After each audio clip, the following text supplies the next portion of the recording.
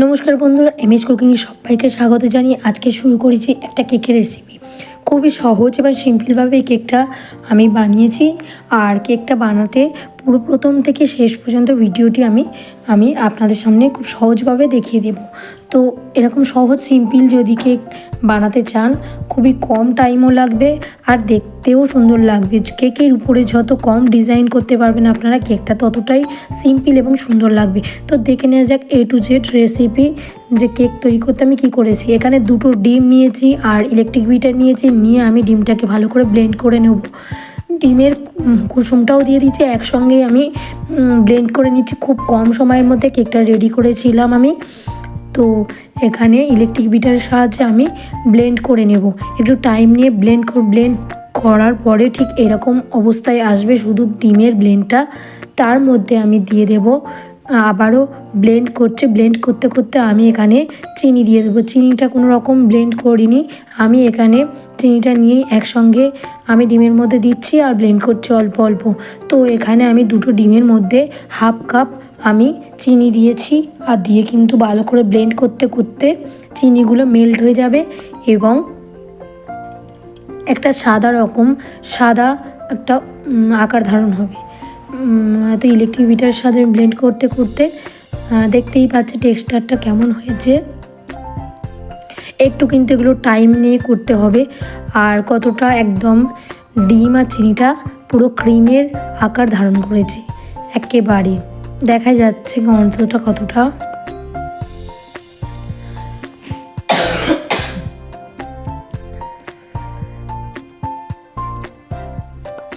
ঠিক এরকমই আসবে। তো এবারে আমি আস্তে আস্তে শুকনো ড্রাই উপকরণগুলো ব্যবহার করব।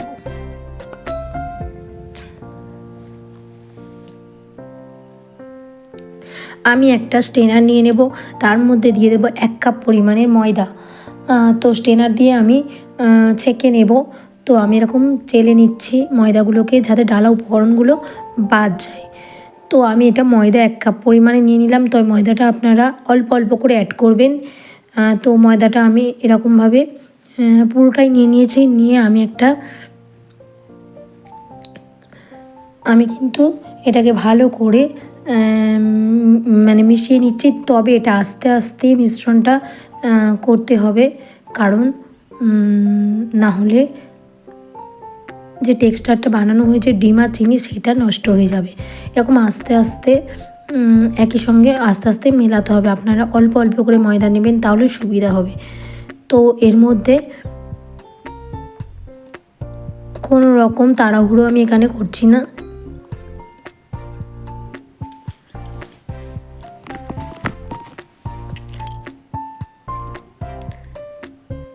এবারে আমি এখানে দিয়ে দেবো 2 টেবিল স্পুন দুধ দিয়ে দেবো। এখানে 2 টেবিল স্পুন দুধ দেওয়া হয়ে গেছে। দিয়ে আমি হ্যান্ড হুইস্কের সাহায্যে আবারও আস্তে আস্তে করে মিশিয়ে নিয়েছি। এরপরে আমি এখানে 2 টেবিল স্পুন অয়েল দিয়ে দেবো। এখানে রিফাইন অয়েল দিতে পারেন, আপনারা বাটারকে গলিয়েও দিতে পারেন। আর আমি এখানে half teaspoon baking powder, half teaspoon baking soda add করেছি। দিয়ে আমি হ্যান্ড হুইস্কের সাহায্যে মিশিয়ে নিচ্ছি। তবে মিশ্রণটাকে অল্প অল্প করে আস্তে আস্তে নাড়তে হবে, বেশি জোরে এটা নাড়া যাবে না।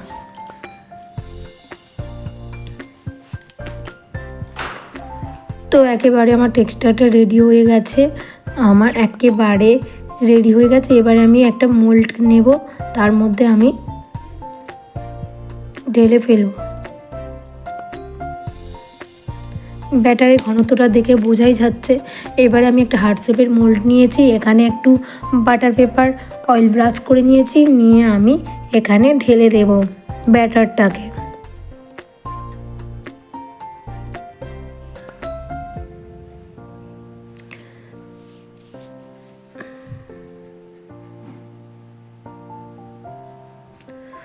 তো আমি এখানে দিয়েছি। এবারে আমি এটাকে কড়াইয়ের মধ্যে করে নেব, গ্যাসের ওভেনে।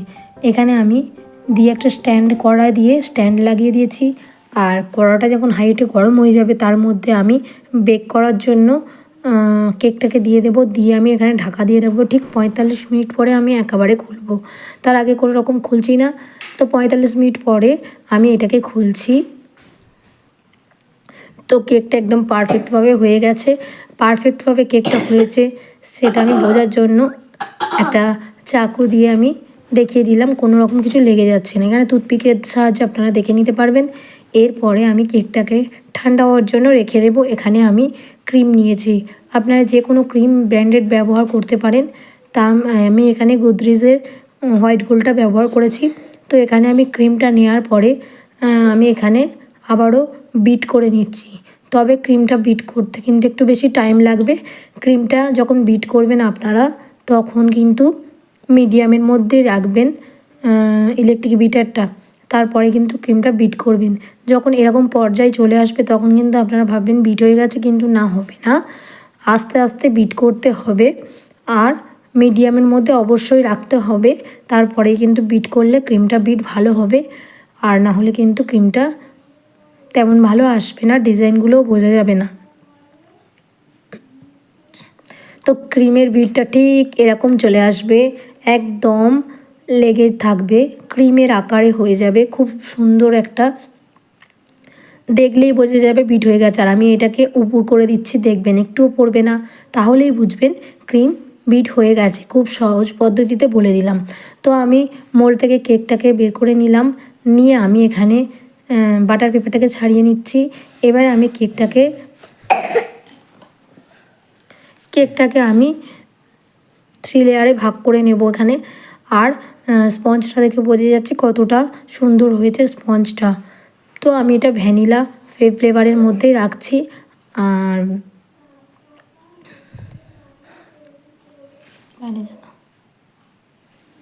তো আমি এখানে একটা স্পঞ্জ বসিয়ে এখানে সুগার সিরাপ দিয়ে আমি এখানে ক্রিম লাগিয়ে আবারও আমি এখানে অরেঞ্জ জেলটা ব্যবহার করেছি।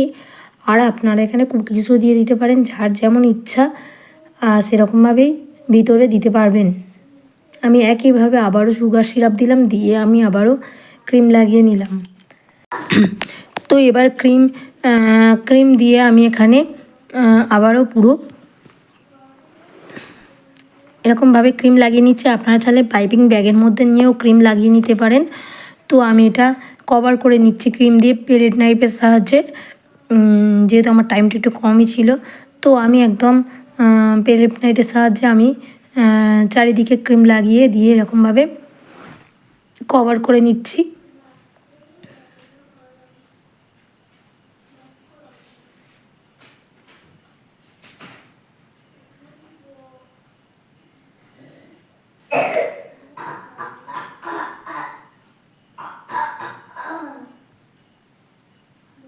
এটা কিন্তু পাইপিং ব্যাগের সাহায্য করলে একটু তাড়াতাড়ি হয়। তো আমি একটা পেলেট নাইফের সাহায্যে করে নিচ্ছি। ক্রিমটা মোটামুটি ফিনিশিং হয়ে এসছে। এবার আমি নজল দিয়ে ডিজাইন করব। এখানে 1 mm নজল নিয়েছি, নিয়ে গোলাপের মতো করে একদিকটা কভার করে দিচ্ছি। আর এখানে একদম সিম্পল ডিজাইন রেখেছি, আবার একই নজল দিয়ে আমি ছোটো ছোটো একটু ডিজাইন করে দিচ্ছি। এবারে আমি ডিজাইন করে দিয়েছি, এবার একদম নিচটা ওরকমই একই রকম বর্ডার দিয়ে দেব।